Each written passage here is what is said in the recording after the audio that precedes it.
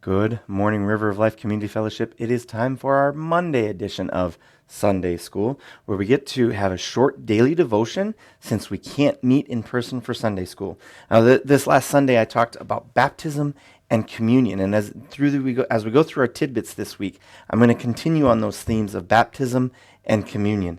And one of the really cool things that I see in the Bible, in what God has done, is that the things that we see in the New Testament are usually foreshadowed in the Old Testament. Like, it's not a new thing, exactly a new thing that God has done. Like, God had done things in the Old Testament to prepare our hearts for what we see in the New Testament. And baptism and communion are the same way. And actually, Paul pointed that out to us in his letter to the Corinthians. We read about it in 1 Corinthians 10, the first four verses of 1 Corinthians 10. So I'm going to read those to you.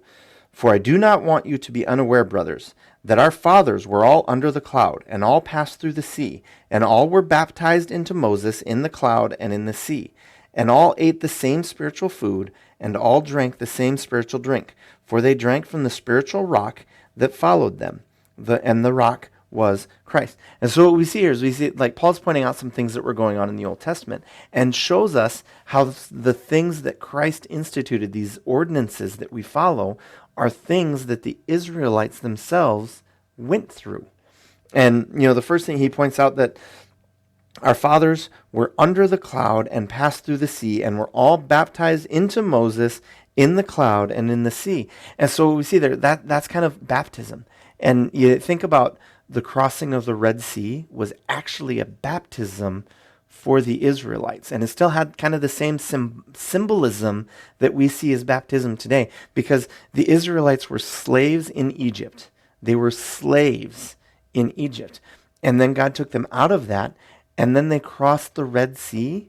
They were immersed in the Red Sea because God divided the waters, and they walked through the Red Sea into new life. And so just like with our baptism, like we have an old life, and then we turn our hearts towards God and we receive new life. And baptism is a symbol of that. And for the Israelites, the parting of the Red Sea and the walking through the Red Sea was a baptism as well. It was a symbol of what God was doing in their nation, how God had taken them out of this old life and brought them into a new life. They were, in a sense, baptized. But then they also, in a sense, had a communion. And we see that they all ate the same spiritual food. They all ate this manna that came from heaven. That God provided this food for them. They all had this bread that they shared. And then they all had this water that they shared, this water that came from the rock. Now, there's a few different times when God provided water from a rock for the Israelites that we read about in Exodus. But Paul also points out that water, that rock was Jesus, that Jesus provides the living water for us. Just like God provided water for the Israelites, Christ provides us a spiritual water, a living water. And, just like as a group, we participate in communion to symbolize Christ and what he's done.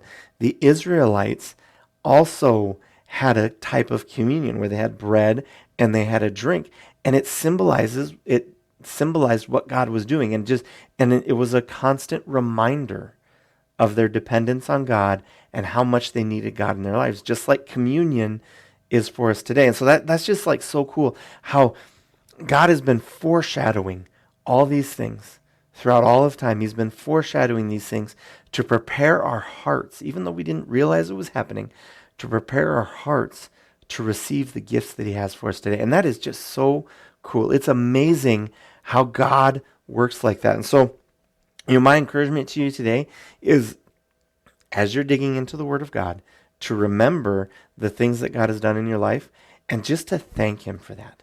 And then, as a way of encouraging ourselves and others, I would like you to comment in the section, in the comments or wherever you're watching this video, of what God has done that you can be thankful for. What are some of the things that you've seen God do in your life that you can be thankful for? Just like we can be thankful that God has foreshadowed his great gifts for us. So put those in the comments. Because remember, when we share what God has done in our lives, it's not only encouraging for us, it's encouraging for others as well. So share what God has got, what you have to be thankful for that God has done in your life. And with that, we'll see you tomorrow. Thanks and God bless.